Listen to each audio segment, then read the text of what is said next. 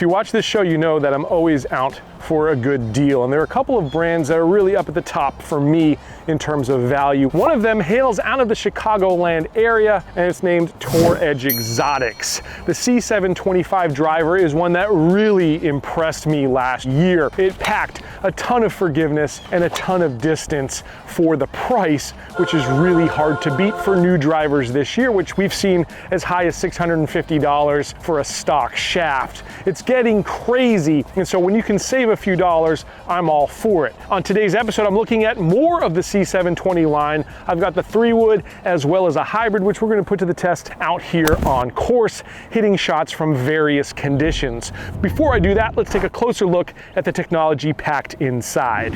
Here's your closer look at the C725 3-wood. Very traditional design here. You've got carbon fiber up top. This is actually a titanium carbon construction, so multi-material construction. You've got something really nice here where you can tune this 3-wood for a draw or fade bias. You don't get a lot of adjustability, especially at this price point in 3-woods like this very often. You've got a 15 grand tungsten weight there towards the face as well. This is going to be probably a lower spinning 3-wood option for you. You've got a 3D diamond face, which is their variable face technology from Tour Edge Exotics. We saw it performed really well on the driver, so I can't wait to see what it does here on the 3-wood. Again, a lot of adjustability here in the hosel. You can move it up or down a couple of degrees, adjust your lie angle as well. All in all, just a fantastic package. And I've got it paired here with a hazardous black shaft. This is a low spinner at 70 grams. We'll see how that performs for me out on course.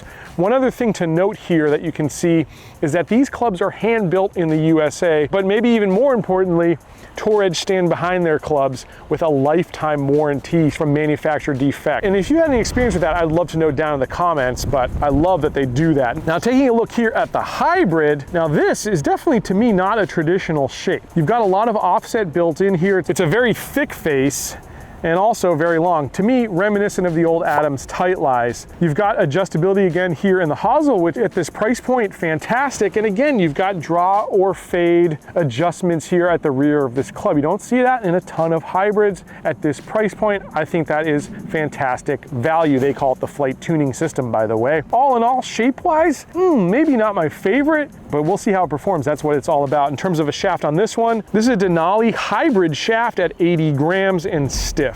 All right, first test here is going to be 3-wood. Now we're going to be teeing it up here. We're going to get a good sense of distance and control. We're seeing out on tour the pros using a lot of 3-woods, mostly because there are tight landing areas like this one where I've got water on my left side, cypress on the right, and I've got a very narrow landing area that we want to hit. Let's see if we can control this one, and let's see what kind of distance and direction we get out of the C725 3-wood here.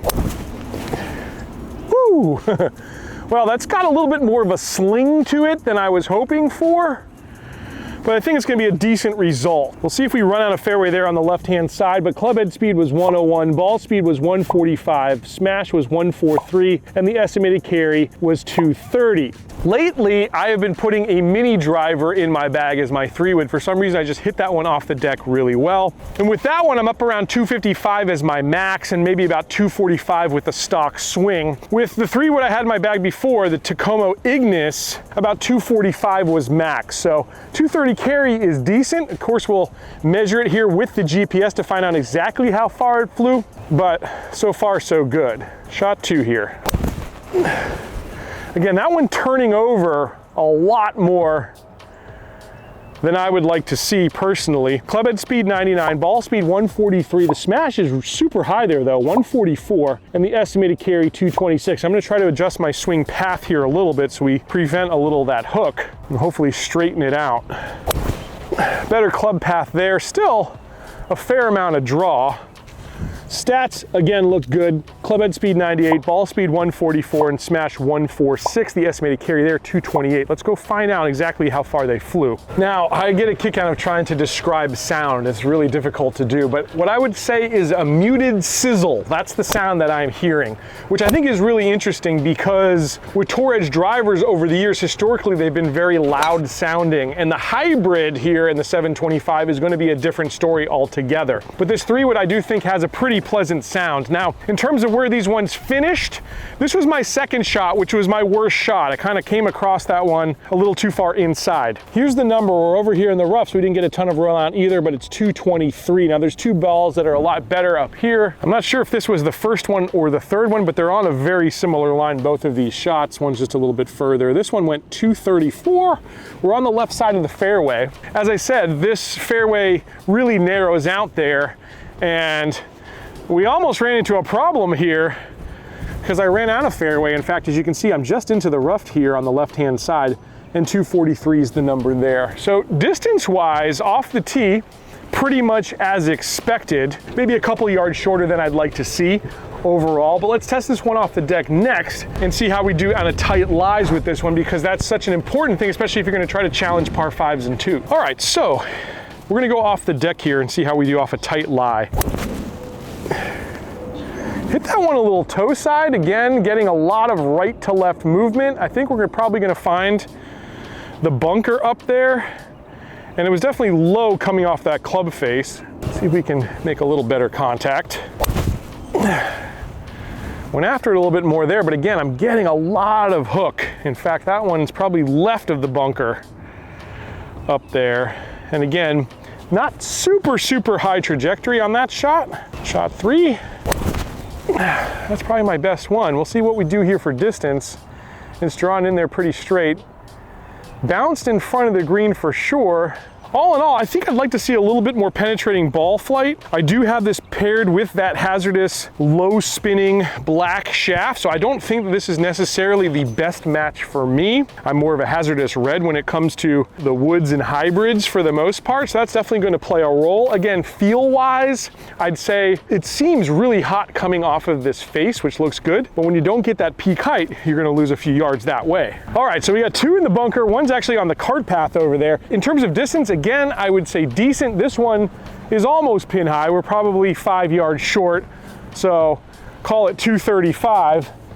And the other one's actually past the pin a little bit, so you can get plenty of distance and pop out of the 3-wood. Now, I've got a lot of comments on the merch. We have rolled out the new Mere Mortal merch. The website is up, and it's a limited edition pre-order, so you've got till the end of the month here if you want to get one of our hat, shirt, towel combos. Every penny goes into the production of this show, to these unbiased reviews. So if you enjoy content from people that aren't sponsored and you want to see more of it, help support the show. That's one way you can do it. Let's move on to the next test. All right, on this test, we're going to test workability of this club. Again, we're going to go off the tee box here because more and more 3-woods are being used off of tee boxes and less out of fairways. On this test, I'm going to set up for a fade, see if we can cut the ball and see what kind of movement we get out of these clubs. Again, you want precision when it comes to tee shots. And let's see if we can get that here onto the C725 line. And that one's drifting right on us a little bit. I wouldn't say it's massively fading. I'm certainly seeing a little bit of movement out of that. Let's see if we can exaggerate it even a little bit more. Very similar line there. That bodes well for consistency. And again, we're getting a little bit of left to right movement. Shot 3 here. That was much more extreme there. All in all, in terms of workability, I think you can shape your shots pretty well with this one. Let's move on to the next test. All right, so next test here, we're gonna break out the hybrid now. Interesting looking club by looks. Also very interesting club by sound. You're gonna hear that here in just a second. We're about 215 out here. What I really like about hybrids is that they're very versatile. Not only can you hit them out of the fairway, but you can hit them out of the rough and bunkers and still get exceptional results. Let's see if we get exceptional results out of this one. So yeah, I don't know if you heard that, but this thing is extremely tingy. Pretty nice ball flight there. Actually got up in the air pretty well. On a shot that wasn't dead center of the club face, and again, this is why you get a hybrid, is to forgive some of the bad contact you can have. I hit mine right here on that shot. I think I did come up a little short. To be honest, I kind of lost that up in the air. The sun is very bright here this morning, but it's close to the green anyways. But very off-putting, the sound of this one. I don't know if I could get past it, to be quite honest with you. That one again, high, kind of looping. Landing a little bit short. See if we can adjust the swing path and maybe straighten it out a little bit.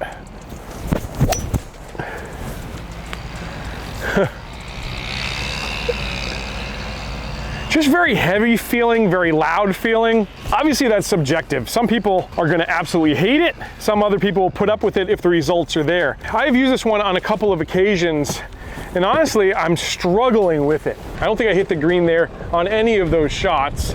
Just looking down at it, I kind of lack confidence. You gotta be confident looking down at a club, whether it's a driver, an iron, a wedge, a putter, whatever the case may be. You have to have full confidence in what you're playing, or else you've got swing thoughts you do not want. Here's our first one. This one came up probably 40 yards short.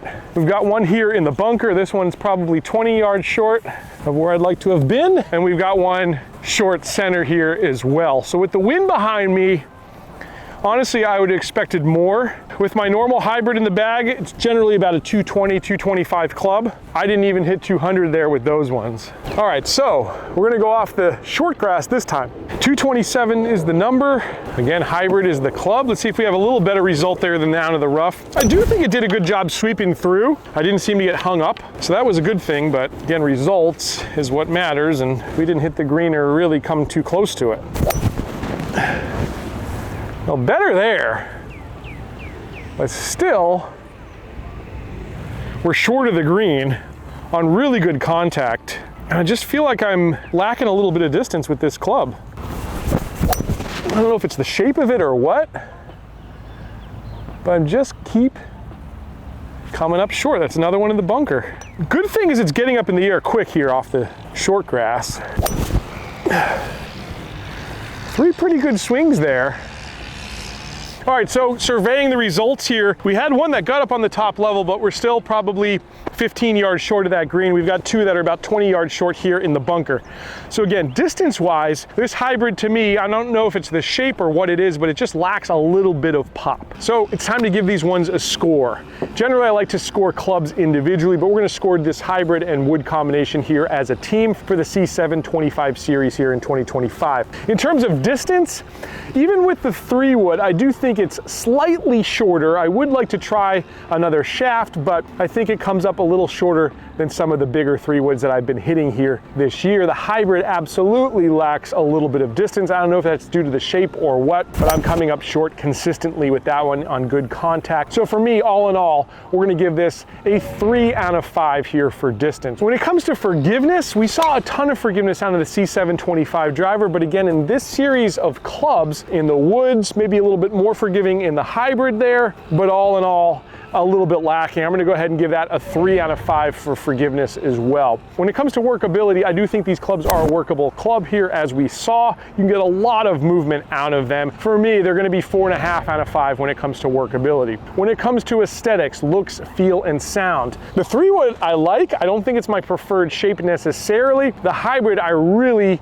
do not like. So all in all, I'm gonna give these a 3 out of 5 for aesthetics. When it comes to value, Torridge Exotics generally shines here in this department. It shined high with their driver that I scored 5 out of 5. But again, with these ones, I just don't know if you're getting the same performance level as some of the others in the Torridge Exotics line. They are priced better than the big dogs, but I just don't think they quite live up to the standard. So for me, 4 out of 5 is the number. Here on your screen is the total. Make sure to hit that subscribe button so you don't miss any reviews here on the channel. I will leave a link to my C725 driver review here, and I'll catch you back next time on another edition of Let's Play Through.